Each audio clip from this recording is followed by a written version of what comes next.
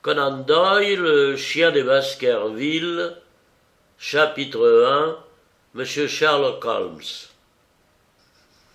Ce matin-là, Monsieur Sherlock Holmes, qui, sauf les cas assez fréquents où il passait les nuits, se levait tard, était assis devant la table de la salle à manger. Je me tenais près de la cheminée, examinant la canne que notre visiteur de la veille avait oubliée. C'était un joli bâton, solide, terminé par une boule, ce qu'on est convenu d'appeler une permission de minuit. Immédiatement au-dessous de la paume, un cercle d'or, large de 2 centimètres, portait l'inscription et la date suivante à M. James Mortimer, ses amis du CCH, 1884. Cette canne, digne, grave, rassurante, ressemblait à celle dont se servent les médecins vieux jeux. « Eh bien, Watson, me dit Holmes, quelle conclusion tirez-vous »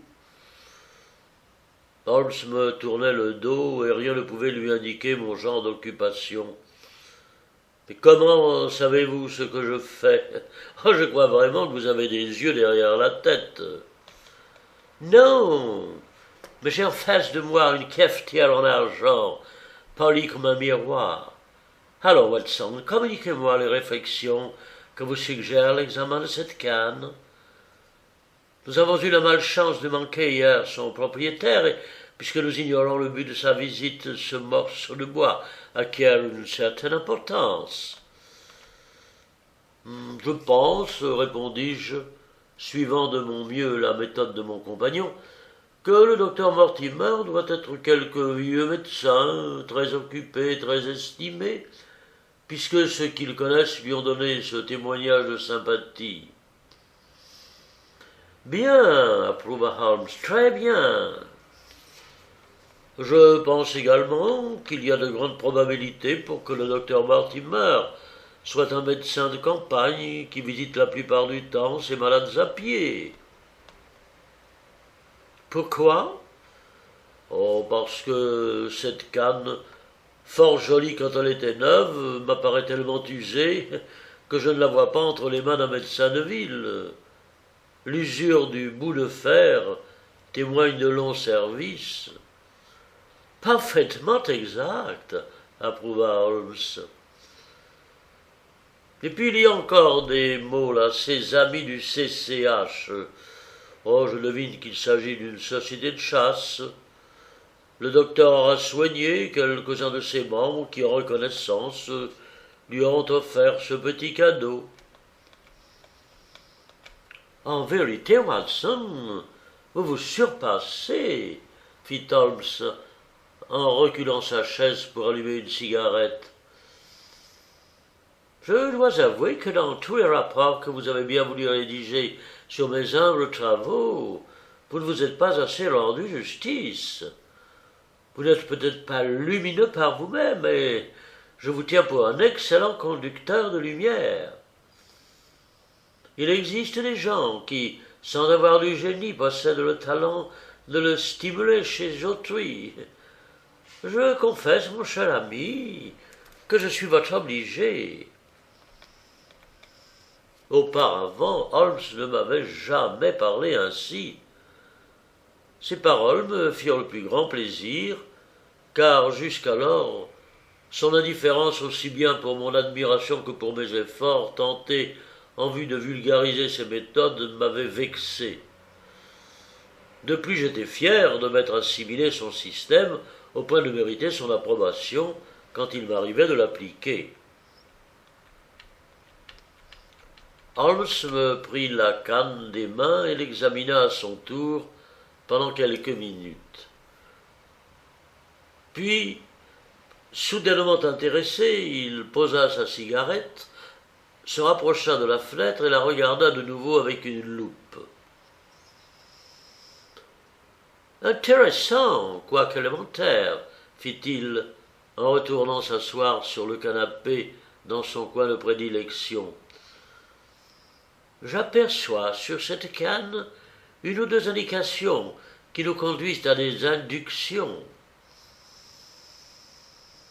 Quelque chose m'aurait-il échappé, dis-je d'un air important. Je ne crois pas avoir négligé le détail essentiel. Je crains, mon cher Watson, que la plupart de vos conclusions ne soient erronées.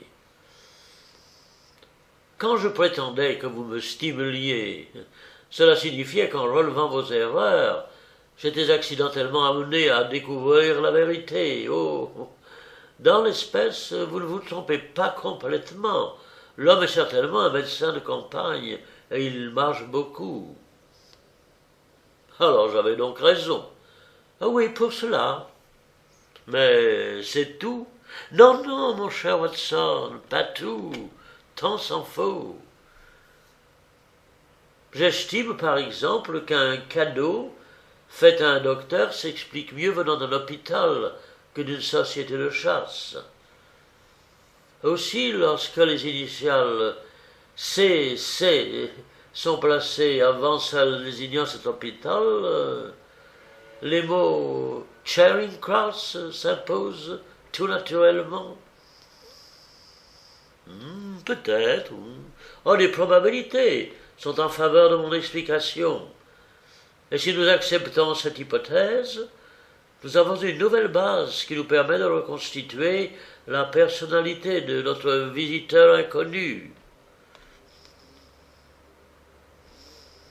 Alors, en supposant que CCH signifie Charing Cross Hospital, quelles autres conséquences en déduirons-nous? Vous ne les trouvez pas? Vous connaissez ma méthode. Appliquez-la.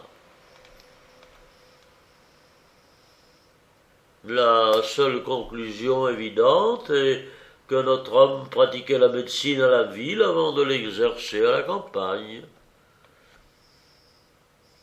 Nous devons aller plus loin dans nos suppositions.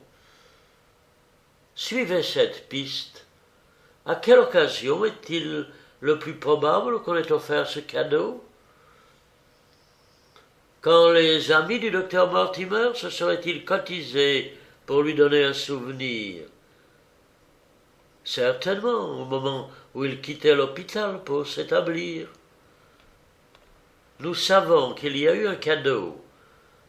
Nous croyons qu'il y a eu passage d'un service d'hôpital à l'exercice de la médecine dans une commune rurale.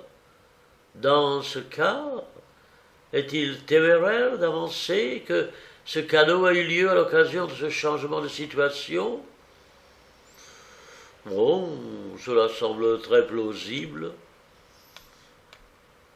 Maintenant, vous remarquerez que le docteur Mortimer ne devait pas appartenir au service régulier de l'hôpital. On accorde ses exploits qu'aux premiers médecins de Londres, et ceux-là ne vont jamais exercer à la campagne. Alors qu'était-il alors? Un médecin auxiliaire. Il est parti il y a 5 ans. Lisez la date sur la canne. Ainsi votre médecin grave entre deux âges s'évanouit en fumée, mon cher Watson. Et à sa place, nous voyons apparaître un garçon de 30 ans, aimable, modeste, distrait, et possesseur d'un chien que je dépeindrais vaguement plus grand qu'un terrier, plus petit qu'un mastif. Je souris d'un air incrédule, tandis que Holmes se renversait sur le canapé en lançant au plafond quelques bouffées de fumée. Je ne puis contrôler cette dernière assertion, dis-je, mais rien n'est plus facile que de nous procurer certains renseignements sur l'âge et les antécédents professionnels de notre inconnu. Je pris sur un rayon de la bibliothèque l'annuaire médical et je crus à la lettre M. J'y trouvai plusieurs Mortimer, un seul pouvait être notre visiteur. Je lus à haute voix.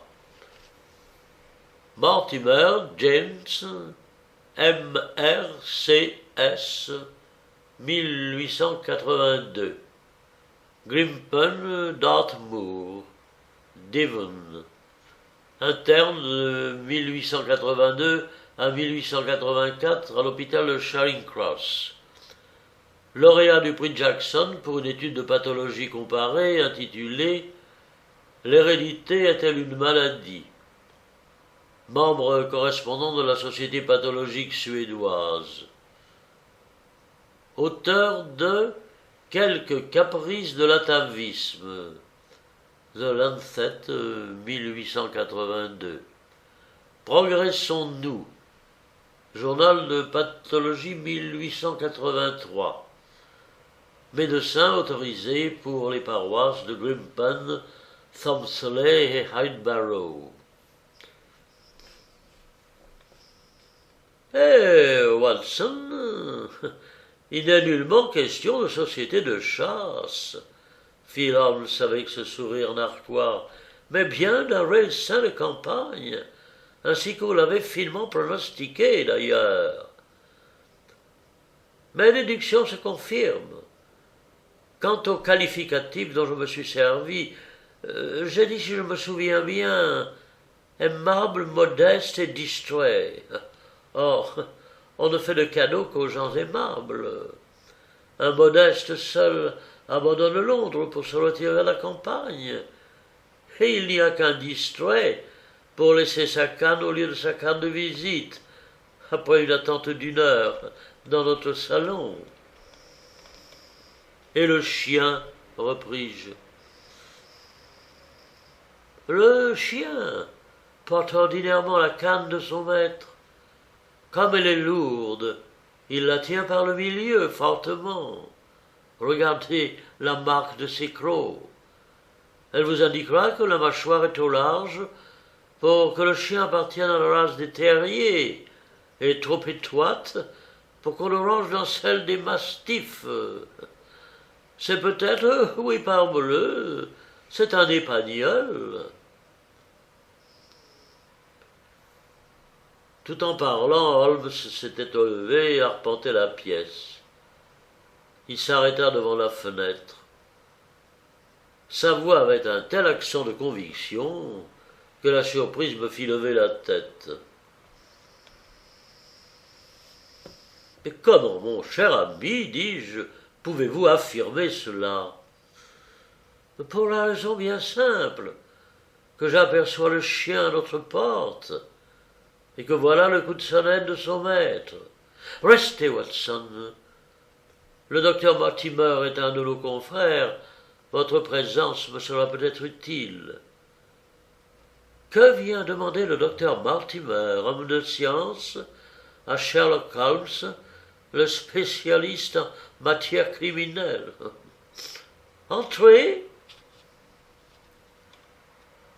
M'attendant à voir le type du médecin de campagne que j'avais dépeint, l'apparition de notre visiteur me causa une vive surprise.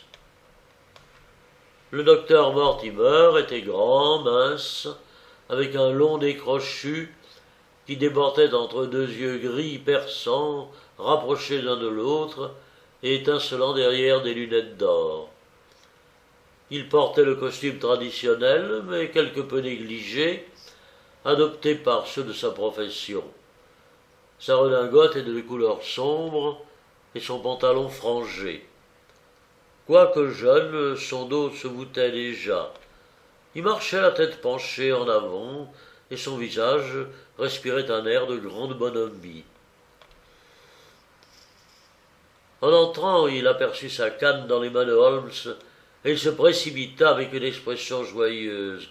« Ah, quel bonheur !» dit-il. « Je ne me souvenais plus où je l'avais laissée. Je ne voudrais pas perdre cette canne pour tout l'or du monde. »« Un cadeau, n'est-ce pas ?» interrogea Holmes. « Oui, monsieur.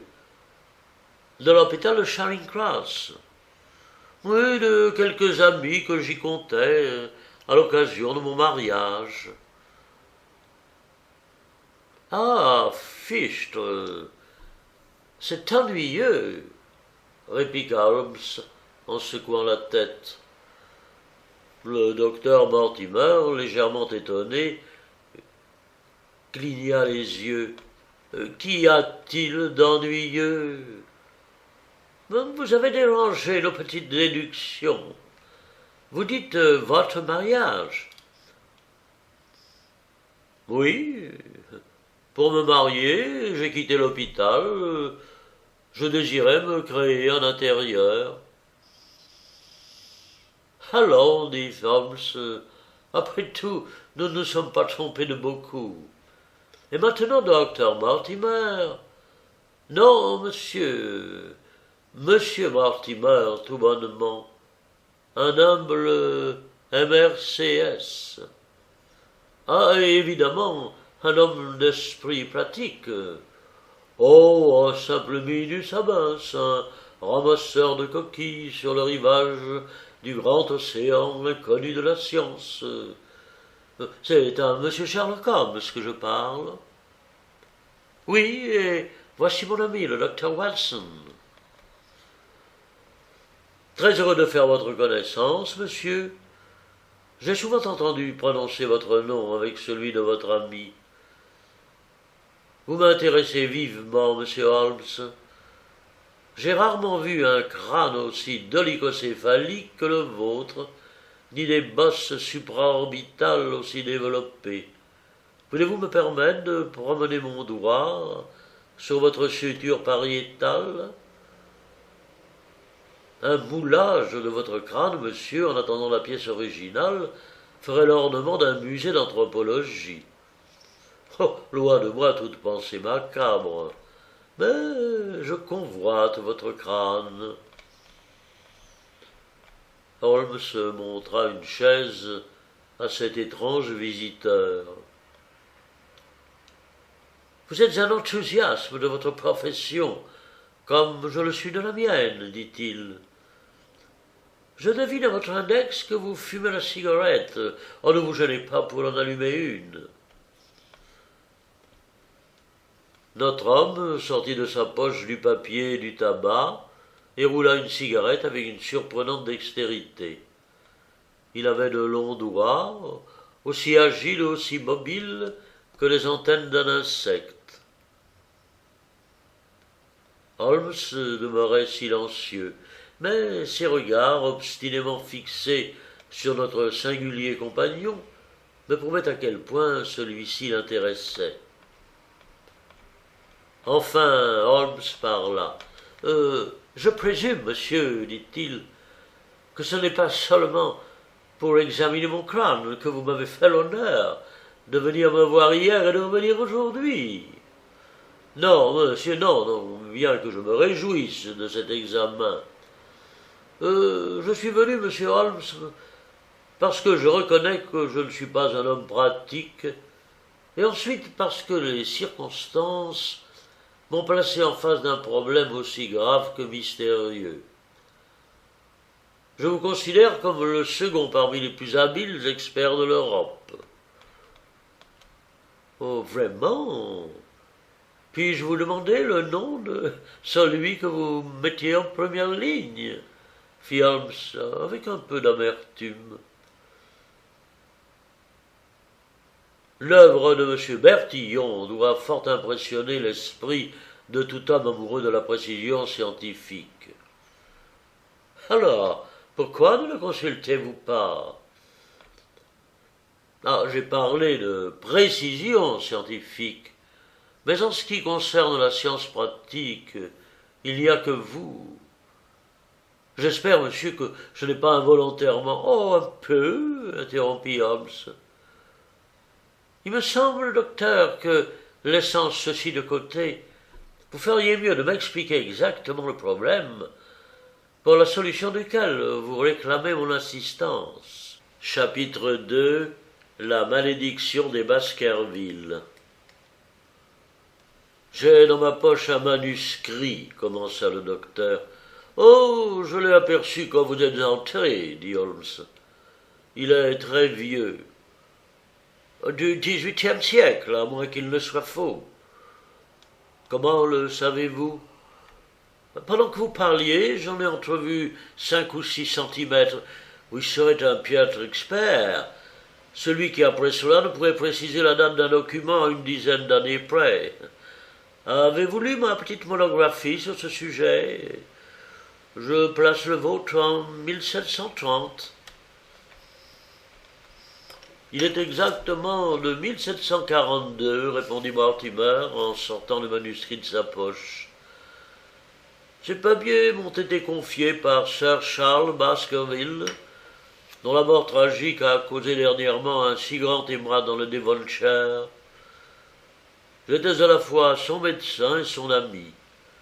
D'un esprit supérieur, pénétrant, pratique, il se montrait aussi peu imaginatif que je ne le suis beaucoup moi-même.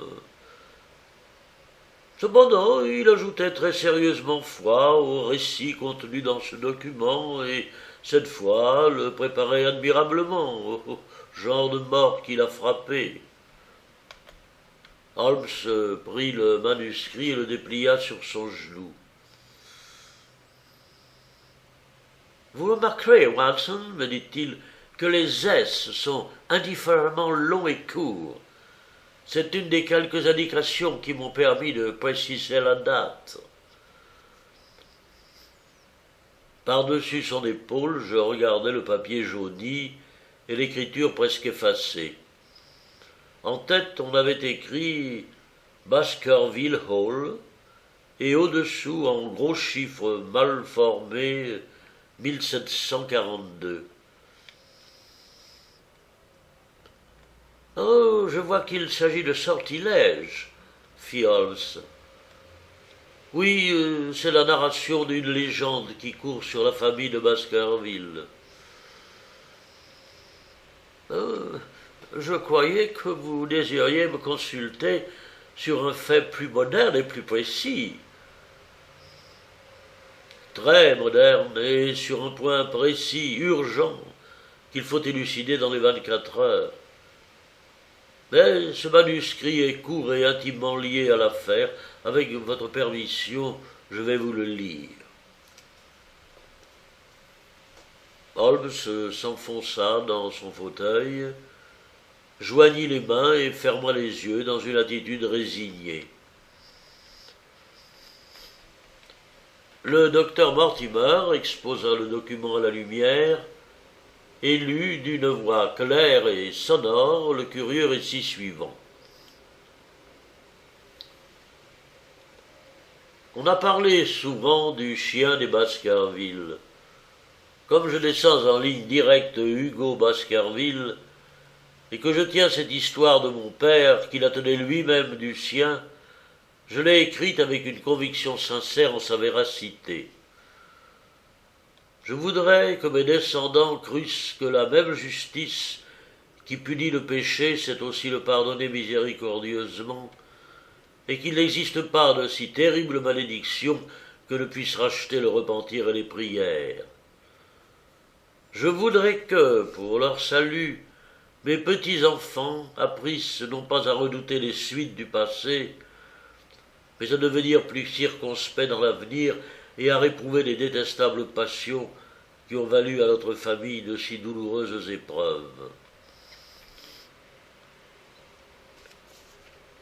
Au temps de notre grande révolution, le manoir de Baskerville appartenait à Hugo, de ce nom, homme impie et dissolu.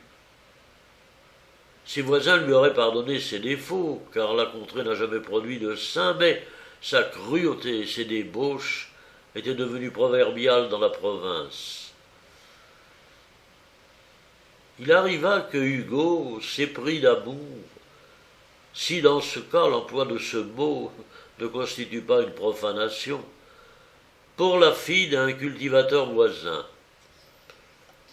La demoiselle, réservée et de bonne réputation, l'évitait, effrayée par son mauvais renom. Une veille de Saint-Michel, Hugo, de concert avec 5 ou 6 de ses compagnons de plaisir, se rendit à la ferme et enleva la jeune fille en l'absence de son père et de ses frères. Ils la conduisirent au château et l'enfermèrent dans un donjon. Puis ils descendirent pour achever la nuit en faisant ripaille selon leur coutume. De sa prison, la pauvre enfant frissonnait au bruit des chants et des blasphèmes qui montaient jusqu'à elle. Dans sa détresse, elle tenta ce qui aurait fait reculer les plus audacieux. À l'aide du lierre qui garnissait le mur, elle se laissa glisser le long de la gouttière et s'enfuit par la lande vers la maison de son père, distante d'environ 3 lieues. Quelque temps après, Hugo quitta ses amis pour monter un peu de nourriture à sa prisonnière. Il trouva la cage vide et l'oiseau envolé. Alors, on l'aurait dit possédé du démon. Dégringolant l'escalier, il entra comme un fou dans la salle à manger, sauta sur la table et jura devant toute la compagnie que si cette nuit même il pouvait s'emparer de nouveau de la fugitive, il se donnerait au diable corps et âme. Tous les convives le regardaient ahuris. À ce moment, l'un d'eux, plus méchant ou plus ivre que les autres, proposa de lancer les chiens sur les traces de la jeune fille. Hugo, sorti du château, ordonna au valet d'écurie de sceller sa jument, au piqueur de lâcher la meute, et après avoir jeté au chien un mouchoir de la prisonnière, il les mit sur le pied. L'homme en jurant, les bêtes en hurlant, dévalèrent vers la plaine sous la clarté morne de la lune. Tout ceci s'était accompli si rapidement que tout d'abord les convives ne comprirent pas. Mais bientôt la lumière se fit dans leur esprit. Ce fut alors un vacarme infernal. Les uns demandaient leur pistolet, les autres leur cheval, ceux-ci de nouvelles bouteilles de vin. Enfin, le calme rétabli, la poursuite commença. Les chevaux couraient ventre à terre sur la route que la jeune fille avait dû prendre pour rentrer directement chez elle. Les amis de Hugo galopaient depuis 2 kilomètres quand ils rencontrèrent un berger qui faisait paître son troupeau sur la lande. En passant, ils lui crièrent s'il avait vu la bête de chasse. On raconte que la peur empêcha l'homme de répondre immédiatement. Cependant, il finit par dire qu'il avait aperçu l'infortunée jeune fille poursuivie par les chiens.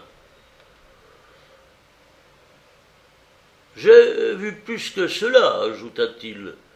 J'ai vu galoper en silence sur les talons du sire de Baskerville un grand chien noir que je prie le ciel de ne jamais découpler sur moi. » Les ivrognes envoyèrent le berger à tous les diables et continuèrent leur course. Mais le sang se figea bientôt dans leurs veines. Le galop d'un cheval résonna sur la lande, et la jument de Hugo, toute blanche d'écume, passa près d'eux, les rênes flottantes, la selle vide. Dominés par la peur, les cavaliers se serrèrent les uns contre les autres, mais ils ne cessèrent pas la poursuite, quoique chacun, s'il eût été seul, eût volontiers tourné bride. Ils arrivèrent enfin sur les chiens. La meute était réputée pour sa vaillance et ses bonnes qualités de race. Cependant, les chiens hurlaient lugubrement autour d'un buisson poussé sur le bord d'un profond ravin. Quelques-uns faisaient mine de s'éloigner, tandis que d'autres, le poil hérissé, les yeux en fureur, regardaient en bas dans la vallée. La compagnie, complètement dégrisée, s'arrêta. Personne n'osant avancer, les 3 plus audacieux descendirent le ravin. La lune éclairait faiblement l'étroite vallée formée par le fond de la gorge. Au milieu, la pauvre jeune fille gisait inanimée, à l'endroit où elle était tombée, morte de fatigue ou de peur. Ce ne fut ni son cadavre, ni celui de Hugo, étendu sans mouvement à quelques pas de là, qui effraya le plus les 3 sacripants. Ce fut une horrible bête noire, de grande taille, ressemblant à un chien, mais un chien ayant des proportions jusqu'alors inconnues. La bête tenait ses crocs enfoncés dans la gorge de Hugo. Au moment où les trois hommes s'approchaient, elle arracha un lambeau de chair du cou de Baskerville et tourna vers eux ses prunelles de feu et sa gueule rouge de sang. Oh, le trio, secoué par la peur, s'enfuit en criant. On prétend que l'un des trois hommes mourut dans la nuit. Les deux autres restèrent frappés de folie jusqu'à leur mort. C'est ainsi, mes enfants, que l'on raconte la première apparition du chien qui, depuis cette époque, a, dit-on, si cruellement éprouvé notre famille. J'ai écrit cette histoire parce que les amplifications et les suppositions inspirent toujours plus de terreur que les choses parfaitement définies. Plusieurs membres de la famille, on ne peut le nier, ont péri de mort violente, subite et mystérieuse. Aussi devons-nous nous confier à l'infinie bonté de la Providence, qui punit rarement l'innocent au-delà de la troisième ou de la quatrième génération, ainsi qu'il est dit dans l'Écriture sainte. Je vous recommande à cette providence, mes chers enfants, et je vous conseille d'éviter par mesure de prudence de traverser la lande aux heures obscures où l'esprit du mal chemine. De Hugo Baskerville à ses fils Roger et John, sous la recommandation expresse de n'en rien dire à leur sœur Elisabeth.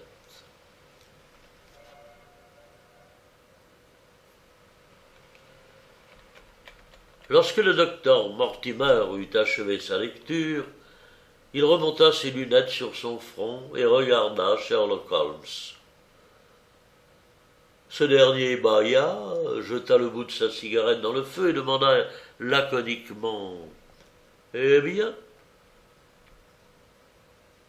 vous ne trouvez pas ce récit intéressant ?»« Si, pour un amateur de contes de fées. » Mortimer sortit de sa poche un journal soigneusement plié. « Maintenant, monsieur Holmes, fit-il, je vais vous lire quelque chose de plus récent. C'est un numéro de la Devon Country Chronicle, publié le 14 mai de cette année, contenant les détails de la mort de Sir Charles Baskerville, survenu quelques jours avant cette date. Mon ami prit une attitude moins indifférente. Le docteur ajusta ses lunettes et commença. La mort récente de Sir Charles Baskerville, désigné comme le candidat probable du Parti libéral aux prochaines élections du Mid-Devon, a attristé tout le comté. Quoique Sir Charles n'ait résidé à Baskerville Hall que peu de temps, l'amabilité de ses manières et sa grande générosité lui avaient gagné l'affection et le respect de tous ceux qui le connaissaient.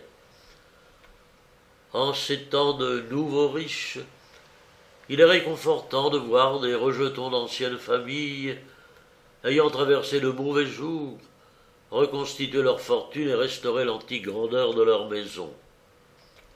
On sait que Sir Charles avait gagné beaucoup d'argent dans l'Afrique du Sud. Plus sage que ceux qui poursuivent leurs spéculations jusqu'à ce que la chance tourne contre eux, il avait réalisé ses bénéfices et était revenu en Angleterre. Il habitait Baskerville depuis 2 ans et nourrissait le grandiose projet de reconstruire le château et d'améliorer le domaine, projet que la mort vient d'interrompre. N'ayant pas d'enfants, il voulait que tout le pays profitât de sa fortune, et ils sont nombreux ceux qui déplorent sa vie prématurée. Nous avons souvent relaté dans ces colonnes ces dons généreux à toutes les œuvres charitables du comté. L'enquête n'a pu préciser les circonstances qui ont entouré la mort de Sir Charles Baskerville, mais au moins elle a dissipé certaines rumeurs engendrées par la superstition publique. Sir Charles était veuf. Il passait pour quelque peu excentrique. Malgré sa fortune considérable, il vivait très simplement. Son personnel domestique consistait en un couple nommé Barrymore, le mari servant de valet de chambre et la femme de bonne à tout faire. Leur témoignage, confirmé par celui de plusieurs amis, tend à montrer que depuis quelque temps la santé de Sir Charles était fort ébranlée. Il souffrait de troubles cardiaques, se manifestant par des altérations du teint, de la suffocation et des accès de dépression nerveuse. Le docteur Mortimer, ami et médecin du défunt, a témoigné dans le même sens. Les faits sont d'une grande simplicité. Tous les soirs, avant de se coucher, Sir Charles avait l'habitude de se promener dans la fameuse allée des Ifs de Baskerville Hall. La déposition des époux Barrymore l'a pleinement établi. Le 4 mai, Sir Charles fit part de son intention bien arrêtée de partir le lendemain pour Londres. Il donna l'ordre à Barrymore de préparer ses bagages. Le soir, il sortit pour sa promenade nocturne, pendant laquelle il fumait toujours un cigare. On ne le vit pas revenir. À minuit, Barrymore, trouvant encore ouverte la porte du château, s'alarma, et allumant une lanterne, il se mit à la recherche de son maître. Il avait plu dans la journée, les pas de Sir Charles s'étaient imprimés dans l'allée. Au milieu de cette allée, une porte conduit sur la lande. Des empreintes plus profondes indiquaient que Sir Charles avait stationné à cet endroit. Ensuite, il avait dû reprendre sa marche, car on ne retrouva son cadavre que beaucoup plus loin. Il est un point de la déclaration de Barrymore qui reste encore inexplicable. Il paraîtrait que la forme des empreintes s'était modifiée à partir du moment où Sir Charles Baskerville avait repris sa promenade. Il semble n'avoir pu marcher que sur la pointe des pieds. Un certain Murphy, un bohémien, se trouvait à cette heure tout près de là, sur la lande. Mais, d'après son propre aveu, il était complètement ivre. Il déclare cependant avoir entendu des cris sans pouvoir indiquer d'où ils venaient.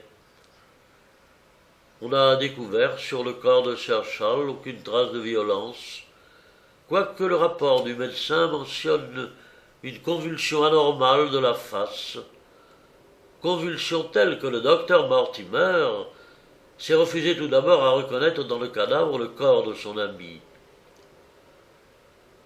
On a remarqué fréquemment ce symptôme dans les cas de dyspnée et de mort occasionnée par l'usure du cœur. L'autopsie a corroboré ce diagnostic et le jury du coroner a rendu un verdict conforme aux conclusions du rapport médical. Nous applaudissons à ce résultat. Il est en effet de la plus haute importance que l'héritier de Sir Charles s'établisse au château et continue l'œuvre de son prédécesseur si tristement interrompue. Si la décision prosaïque du coroner n'avait pas définitivement détruit les histoires romanesques murmurées dans le public à propos de cette mort, on aurait pu louer Baskerville Hall. L'héritier du défunt, s'il vit encore, est M. Henry Baskerville, fils du plus jeune frère de Sir Charles. Les dernières lettres du jeune homme étaient datées d'Amérique. On a télégraphié dans toutes les directions pour le prévenir de l'héritage qui lui échouera. Le docteur Mortimer replia son journal et le replaça dans sa poche. Tels sont les faits de notoriété publique, monsieur Holmes, dit-il. Je vous remercie, dit Sherlock, d'avoir appelé mon attention sur ce cas certainement intéressant par quelques points. Ainsi donc, cet article résume tout ce que le public connaît. Oui. Apprenez-moi maintenant ce qu'il ne connaît pas. Holmes se renversa de nouveau dans son fauteuil, et son visage reprit son expression grave et impassible.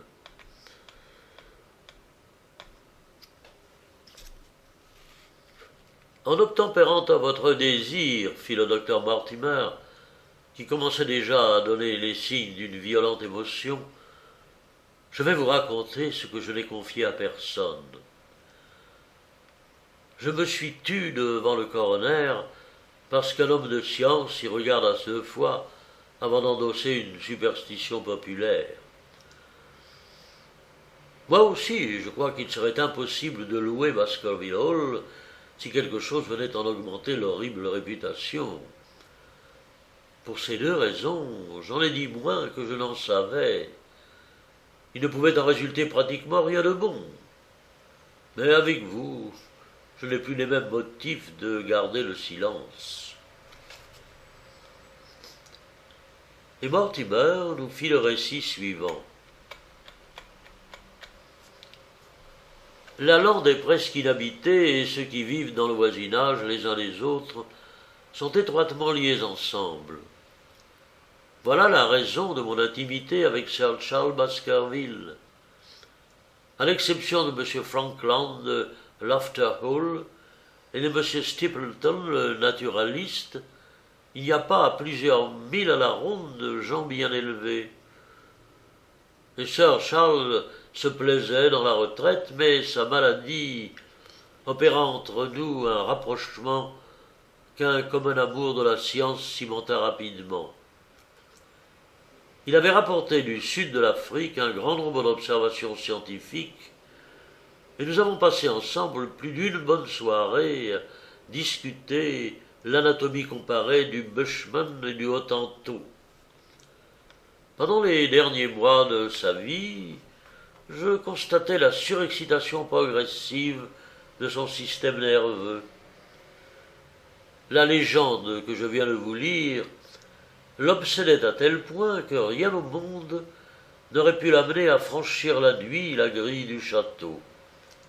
Oui, quelque incroyable que cela vous paraisse, il était sincèrement convaincu qu'une terrible fatalité pesait sur sa famille et, malheureusement, les archives de sa maison étaient peu encourageantes. La pensée d'une présence occulte incessante le hantait. Bien souvent, il me demanda si, au cours de mes sorties nocturnes, je n'avais jamais aperçu d'être fantastique ni entendu d'aboiements de chiens. Il renouvela maintes fois cette dernière question, et toujours d'une voix vibrante d'émotion. Je me souviens parfaitement d'un incident qui a précédé sa mort de quelques semaines. Un soir, j'arrivai au château en voiture. Par hasard, Sir Charles se trouvait sur sa porte. J'étais descendu de mon Tilbury et je lui faisais face. Tout à coup, ses regards passèrent par-dessus mon épaule et j'y lus aussitôt une expression de terreur. Je me retournai juste à temps pour distinguer confusément au détour de la route quelque chose que je pris pour un énorme veau noir. Et cette apparition émut tellement Sir Charles qu'il courut à l'endroit où il avait vu l'animal et qu'il le chercha par tous les yeux. Mais la bête avait disparu. Cet incident produisit une déplorable impression sur son esprit. Je passai toute la soirée avec lui, et ce fut pour expliquer l'émotion ressentie qu'il confia à ma garde l'écrit que je vous ai lu. Ce petit épisode n'a d'importance que par la tragédie qui a suivi. Sur le moment, je n'y en attachais aucune, et je jugeais puérile l'exaltation de mon ami. Enfin, sur mes instances, Sir Charles se décida à partir pour Londres. Le cœur était atteint et la constante angoisse qui le poignait, quelque chimérique qu'en fût la cause, avait une répercussion sur sa santé. Je pensais que les distractions de la ville le remettraient promptement. M. Stapleton, consulté, opina dans le même sens. Au dernier instant, la terrible catastrophe se produisit. La nuit du décès de Sir Charles Baskerville, Barrymore, le valet de chambre, qui avait fait la lugubre découverte, m'envoya chercher par un homme d'écurie. Je n'étais pas encore couché, et 1 heure plus tard, j'arrivais au château. Je contrôlais tous les faits mentionnés dans l'enquête. Je suivis la trace des pas dans l'allée des Ifs, et je vis à la grille l'endroit où le défunt s'était arrêté. À partir de cet endroit, je remarquai la nouvelle forme des empreintes. Sur le sable fin, il n'y avait d'autres pas que ceux de Barrymore, puis j'examinai attentivement le cadavre auquel on n'avait pas encore touché. Sir Charles était étendu, la face contre terre, les bras en croix, les doigts crispés dans le sol, et les traits tellement convulsés sous l'empire d'une violente émotion que j'aurais à peine osé certifier son identité. Le corps ne portait aucune blessure, mais la déposition de Barrymore était incomplète. Il a dit qu'auprès du cadavre, il n'existait nulle trace de pas. Il n'en avait pas vu. Elles ne m'ont pas échappé à moi, nettes et fraîches, à quelque distance du lieu de la scène. Des empreintes de pas? Oui, des empreintes de pas. D'hommes ou de femmes? Mortimer nous considéra une seconde d'une façon étrange. Sa voix n'était plus qu'un faible murmure quand il répondit « Monsieur Holmes, j'ai reconnu l'empreinte d'une patte de chien gigantesque. » Chapitre 3 – Le problème.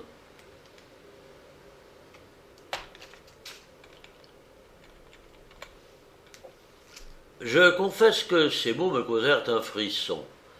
Il y avait dans la voix du docteur Mortimer un tremblement qui prouvait que son propre récit l'avait profondément ému. Penché en avant, Holmes l'écoutait, avec dans les yeux cette lueur qui décèle toujours chez lui un vif intérêt. « Vous avez vu cela ?» interrogea-t-il. « Oh, si nettement que je vous vois. » « Et vous n'en avez rien dit ?»« Pourquoi en aurais-je parlé ?»« Mais comment expliquez-vous que vous soyez le seul à avoir remarqué ces empreintes ?» Elles commençaient seulement à une vingtaine de mètres du cadavre. Personne n'y avait fait attention. Si je n'avais pas connu la légende, il est probable que j'aurais agi comme tout le monde. Y a-t-il beaucoup de chiens de berger sur la lande? Oh oui, beaucoup, mais celui-là n'était pas un chien de berger. Vous dites que vous le jugez de grande taille, énorme, et qu'il n'avait pas approché le cadavre? Non. Quelle nuit faisait-il? Humide et froide. Pleuvait-il? Non. Décrivez-moi l'allée des Ifs. Elle est formée par une double rangée de vieux ifs, hauts de 12 pieds et absolument impénétrables. On se promène sur la partie comprise entre les arbustes, large de 8 pieds. Entre les ifs et cette partie sablée, sans doute, n'y a-t-il rien? Si, il existe de chaque côté une bande de gazon d'environ 6 pieds. La bordure d'if, m'avez-vous dit, est coupée par une porte. Oui, qui donne accès sur la lande. Il n'y a pas d'autre ouverture. Aucune. De telle sorte qu'on n'arrive à l'allée des ifs que par la maison ou par cette porte. Oh, on peut également s'y rendre par une serre construite à l'extrémité de l'allée. Sir Charles a-t-il poussé sa promenade jusque-là? Oh non, 50 mètres le séparaient encore de cette serre. Maintenant, voudriez-vous me dire, docteur Mortimer, et ce détail a son importance, si les empreintes que vous avez relevées se trouvaient sur le sable de l'allée ou sur le gazon? Je n'ai pu distinguer aucune empreinte sur le gazon. Mais existait-elle seulement sur le même côté que la porte? Oui, sur le bord de l'allée sablée du même côté que la porte. Vous m'intéressez excessivement. Autre chose, cette porte était-elle fermée? Fermée et cadenassée. Quelle est sa hauteur? 4 pieds. Alors, quelqu'un aurait pu la franchir, facilement. Près de la porte, y avait-il des marques particulières? Non. A-t-on fait des recherches de ce côté? Non, personne autre que moi. Et vous n'avez rien découvert? Sir Charles avait dû piétiner sur place. Évidemment, il était resté en cet endroit 5 ou 10 minutes. Comment le savez-vous? Parce que 2 fois, les cendres de son cigare se sont détachées. Oh, très bien déduit, approuva Holmes. Watson, reprit-il, voici un collègue selon notre cœur. Mais ces marques... Oh, le piétinement les avait rendues confuses. En dehors de l'empreinte des pas de Sir Charles, il m'a été impossible d'en distinguer d'autres. De sa main, Sherlock Holmes frappa son genou dans un geste d'impatience. « Encore, si j'avais été là !» s'écria-t-il. « Le cas m'apparaît d'un intérêt palpitant. Cette page de gravier sur laquelle j'aurais pu lire tant de choses, la pluie et le sabot des paysans curieux l'auront fait indéchiffrable. Ah, docteur Mortimer, pourquoi ne m'avez-vous pas appelé? Vous êtes bien coupable. » Je ne pouvais vous appeler, monsieur Holmes, sans révéler tous ces faits, et je vous ai déjà donné les raisons pour lesquelles je désirais garder le silence. D'ailleurs, et pourquoi cette hésitation? Dans certains domaines, le détective le plus expérimenté, le plus subtil, demeure impuissant. Insinuez-vous que ces faits appartiennent au domaine surnaturel? Je ne le dis pas positivement. Mais vous le pensez, évidemment. Depuis le drame, monsieur Holmes, on m'a raconté divers incidents qu'il est malaisé de classer parmi les événements naturels. Par exemple, j'ai appris qu'avant la terrible nuit, plusieurs personnes ont vu sur la lande un animal dont le signalement se rapportait à celui du démon de Baskerville. L'animal ne rentre dans aucune espèce cataloguée. On convient qu'il avait un aspect épouvantable, fantastique, spectral. J'ai questionné ces gens, un paysan obtus, un maréchal ferrant et un fermier. Aucun n'a varié sur le portrait de la sinistre apparition.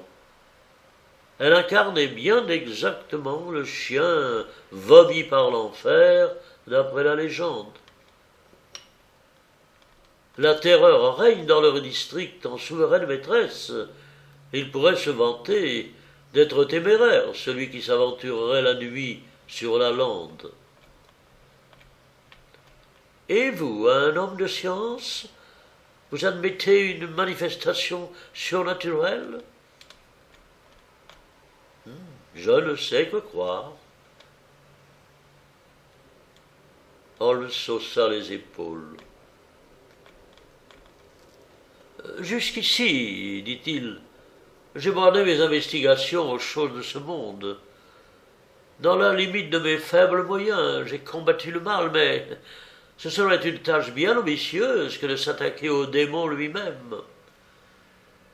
Cependant, il vous faut bien admettre la matérialité des empreintes. Le chien originel était assez matériel pour déchiqueter le cou d'un homme, et néanmoins il était bien d'essence infernale. Je vois que vous avez passé aux partisans du surnaturel. Maintenant, répondez encore à ceci. Puisque vous pensez ainsi, pourquoi êtes-vous venu me consulter? Vous me demandez en même temps de ne pas rechercher les causes de la mort de Sir Charles Baskerville, et vous me priez de m'occuper de ces recherches. Je ne vous en ai pas prié. Alors en quoi puis-je vous aider? En m'indiquant l'attitude que je dois garder vis-à-vis de Sir Henry Baskerville, qui arrive à Waterloo Station, et ici le docteur Mortimer tira sa montre, dans 1h15. Est-ce lui qui hérite? Oui, à la mort de Sir Charles, nous avons fait une enquête sur ce jeune homme, et nous avons appris qu'il se livrait à l'agriculture au Canada. Les renseignements fournis sur son compte sont excellents à tous égards. Je ne parle pas à cette heure comme le médecin, mais comme l'exécuteur testamentaire de Sir Charles Baskerville. Il n'y a pas d'autres prétendants à la fortune du défunt, je présume. Non, pas d'autres. Le seul parent dont nous ayons pu retrouver la trace se nomme, ou mieux, se nommait Roger Baskerville. Il était le 3e frère de Sir Charles. Le second frère, mort jeune, n'a eu qu'un fils, Henry, et on considérait le 3e frère, Roger, comme la brebis galeuse de la famille. Il perpétuait l'ancien type des Baskerville et continuait, m'a-t-on affirmé, les errements du vieil Hugo. Le séjour de l'Angleterre lui paraissant malsain, il s'expatria dans l'Amérique centrale, où il mourut de la fièvre jaune en 1876. Henry est donc le dernier des Baskerville. Dans 1h05, je le rencontrerai à Waterloo Station. Il m'a télégraphié de Southampton qu'il arriverait ce matin. Mais que dois-je faire, monsieur Holmes? Pourquoi n'irait-il pas dans la demeure de ses ancêtres? Cela semble tout naturel, n'est-ce pas? Et cependant, il faut se souvenir que les Baskerville qui ont habité le château ont tous péri de mort violente. J'ai la conviction que, si Sir Charles avait pu me parler avant son décès, il m'aurait instamment recommandé de ne pas y conduire le dernier représentant de sa race et l'héritier de sa grande fortune. D'autre part, il est incontestable que la prospérité de ce misérable pays dépend absolument de la présence de Sir Henry. Tout le bien commencé par Sir Charles sera perdu si le château reste désert. Je suis venu vous demander un avis, monsieur Holmes, parce que je crains de me laisser entraîner par mon intérêt, trop évident en l'espèce. Holmes resta songeur pendant un moment. Puis il dit « En d'autres termes, voici quelle est votre opinion. Vous estimez qu'une influence diabolique rend le séjour de Dartmoor insalubre au Baskerville. Ai-je bien exprimé votre pensée? Ne suis-je pas fondé à le prétendre? J'en conviens, mais si votre théorie sur le surnaturel est exacte, notre jeune homme peut aussi bien en subir les effets à Londres que dans le Devonshire. J'ai peine à admettre un diable dont les pouvoirs s'arrêteraient aux limites d'une paroisse, tout comme ceux d'un conseil de fabrique. Vous traiteriez probablement la question plus sérieusement, monsieur Holmes, si vous viviez en contact permanent avec ces choses-là. Ainsi, d'après vous, ce jeune homme ne courrait pas plus de danger dans le Devonshire qu'à Londres. Il arrivera dans 50 minutes. Que me conseillez-vous de faire?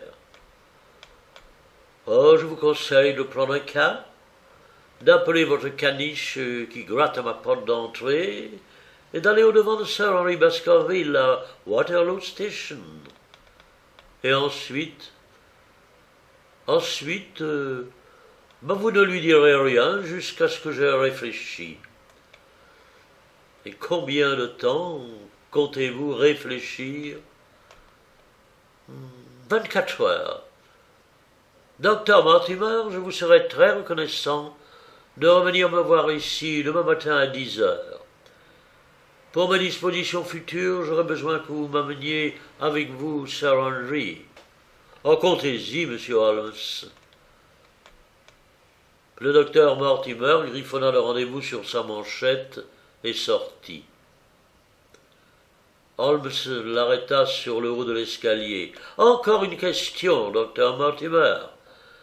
Vous m'avez dit qu'avant la mort de Sir Charles Baskerville, plusieurs personnes n'avaient aperçu sur la lande l'étrange apparition. »« Oui, 3 personnes. »« L'a-t-on revue après ?»« Oh, je n'en ai plus entendu parler. »« Merci, au revoir. »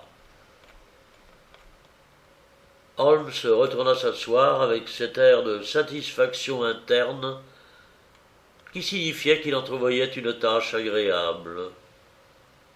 « Sortez-vous, Watson » me demanda-t-il. « Oui, à moins que je ne vous sois de quelque utilité. »« Non, mon cher ami, je ne réclame votre concours qu'au moment d'agir. » Savez-vous que cette affaire est superbe, unique en son genre, à certains points de vue? Lorsque vous passerez devant la boutique de Bradley, priez-le donc de m'envoyer une livre de son tabac le plus fort. Vous seriez bien aimable de me laisser seul jusqu'à ce soir. Nous nous communiquerons alors nos impressions sur le très intéressant problème que nous a soumis ce matin le docteur Mortimer. Holmes aimait à s'isoler ainsi pendant les heures de contention mentale autour desquelles il pesait le pour et le contre des choses. Il édifiait alors des théories contradictoires, les discutait et fixait son esprit sur les points essentiels. Je passai mon après-midi au cercle et ne repris que le soir le chemin de Baker Street. Il était près de 9 heures lorsque je me retrouvai assis dans le salon de Sherlock Holmes. En ouvrant la porte, ma première impression fut qu'il y avait le feu à la maison. La fumée obscurcissait tellement la pièce qu'on voyait à peine la flamme de la lampe placée sur la table. Je fis quelques pas dans le salon et mes craintes s'apaisèrent aussitôt. Ce n'était que la fumée produite par un tabac grossier. Holmes saisit à la gorge et me fit tousser. Enfin, à travers cet épais nuage, je finis par découvrir Holmes enveloppé dans sa robe de chambre, enfoui dans un large fauteuil, et tenant entre ses dents le tuyau d'une pipe en terre très culottée. Plusieurs rouleaux de papier jonchaient le tapis autour de lui. « Pris froid, Watson ?» dit-il. « Non, non, cette atmosphère empoisonnée. Oh, elle doit être en effet un peu épaisse. » « Épaisse, mais elle est irrespirable. » « Eh bien, ouvrez la fenêtre. Je parie que vous n'avez pas bougé de votre cercle. » « Mon cher Holmes, certainement, mais comment ?» Sherlock Holmes se moqua de mon ahurissement. « Vous êtes d'une naïveté délicieuse, dit-il. Cela me réjouit d'exercer à vos dépens les modestes dons que je possède. Voyons, un monsieur auquel on ne connaît pas d'amis intimes sort par un temps pluvieux, boueux. Il revient le soir immaculé, le chapeau et les bottines aussi luisants que le matin. Qu'en concluiriez-vous? Qu'il a été cloué quelque part toute la journée, n'est-ce pas évident? Ouais, en effet, c'est plutôt évident. Il y a de par le monde une foule de choses évidentes que personne n'observe. Et moi, vous croyez-vous que je sois allé? Oh, vous êtes également resté cloué ici. Erreur. J'ai visité le Devonshire. À part la pensée, oui, mon corps n'a pas quitté ce fauteuil et a consommé en l'absence de ma pensée, oh, j'ai le regret de le constater, la valeur de 2 grands bols de café et une incroyable quantité de tabac. Après votre départ, j'ai envoyé chercher à Stamford la carte officielle de la lande de Dartmoor et mon esprit l'a parcouru en tous sens. À cette heure, je me flatte de pouvoir y retrouver mon chemin sans guide. Cette carte est donc établie à une grande échelle, très grande.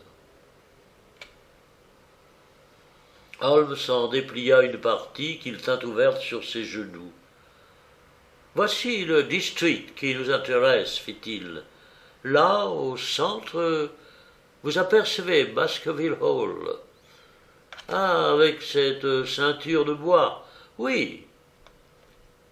Bien que l'allée des Ifs ne soit désignée par aucun nom, je jurerais qu'elle s'étend le long de cette ligne, avec la lande à droite. Ici, cet amas de maisons représente le hameau de Grimpen, où notre ami le docteur Mortimer a installé son quartier général. Constatez que dans un rayon de 6 kilomètres, il n'y a que de rares habitations. Voici encore Lefter Hall dont il est question dans le vieux grimoire. La construction indiquée plus loin doit abriter le naturaliste, Stapleton, si je me souviens bien de son nom. Enfin, j'aperçois 2 fermes, Hyde, Thor et Fulmer. À 14 miles de là se dresse la prison de Princeton. Autour et entre ces quelques maisons se déroule la lande, morne, désolée. C'est là que se passa le drame, et c'est là que nous essaierons de le reconstituer. L'endroit est sauvage, ou plutôt, si le diable désirait se mêler des affaires des hommes. Ah, ainsi donc, vous aussi, vous penchez vers une intervention surnaturelle? Le diable ne peut-il pas se servir d'agents en chair et en os? Dès le début, 2 questions se dressent devant nous. La première, y a-t-il eu crime? La seconde, quel est ce crime et comment l'a-t-on commis? Si les conjectures du docteur Mortimer sont fondées, et si nous nous trouvons en présence de forces échappant aux lois ordinaires de la nature, certes le mieux est de ne pas pousser plus loin nos investigations. Mais nous devons épuiser toutes les autres hypothèses avant de nous arrêter à celle-ci. Ah, nous ferions bien de fermer ces fenêtres, qu'en pensez-vous? Je reconnais que je suis bizarre, mais il me semble qu'une concentration d'atmosphère favorise toujours une concentration de pensée. Je ne vais pas jusqu'à m'enfermer dans une boîte pour réfléchir. Ce serait cependant la conséquence logique de mes convictions. Et de votre côté, avez-vous creusé l'affaire? Oui, beaucoup, pendant le cours de la journée. Et quelle est votre opinion? Je me déclare fort embarrassé. Cette affaire ne ressemble pas en effet à toutes les autres. Elle en diffère par plusieurs points. Ce changement dans les empreintes de pas, par exemple, comment l'expliquez-vous? Mortimer dit que Sir Charles Baskerville a parcouru une partie de l'allée sur la pointe des pieds. Oh, il n'a fait que répéter la déclaration de quelque imbécile au courant de l'enquête. Pourquoi se promènerait-on dans une allée sur la pointe des pieds? Alors, il courait, Watson. Sir Charles courait désespérément. Il courait pour se sauver, jusqu'au moment où la rupture d'un anévrisme l'a jeté la face contre terre. Mais pourquoi fuyait-il?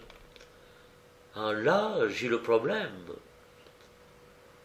Des indices me portent à croire qu'il était déjà terrassé par la peur avant même de commencer à courir. Mais sur quelle preuve appuyez-vous ce raisonnement? J'admets que la cause de sa peur se trouvait sur la lande. S'il en était ainsi, et cela paraît probable, seul un homme affolé aurait couru en tournant le dos à sa maison au lieu de se diriger vers elle. Et si l'on tient pour véridique le récit du bohémien, Sir Charles courait en appelant au secours dans la direction où il était le plus improbable qu'il lui en arrivât. Et puis qu'attendait-il cette nuit-là? Pourquoi attendait-il dans l'allée des Ifs plutôt qu'au château? Vous croyez qu'il attendait quelqu'un? Le docteur Mortimer nous a montré un Sir Charles Baskerville vieux et infirme. Nous pouvons accepter les promenades vespérales, mais ce soir-là, le sol était humide et la nuit froide. Est-il admissible qu'il se soit arrêté pendant 5 ou 10 minutes, ainsi que le docteur Mortimer, avec une sagacité que je ne lui soupçonnais pas, l'a déduit très logiquement de la chute des cendres de son cigare?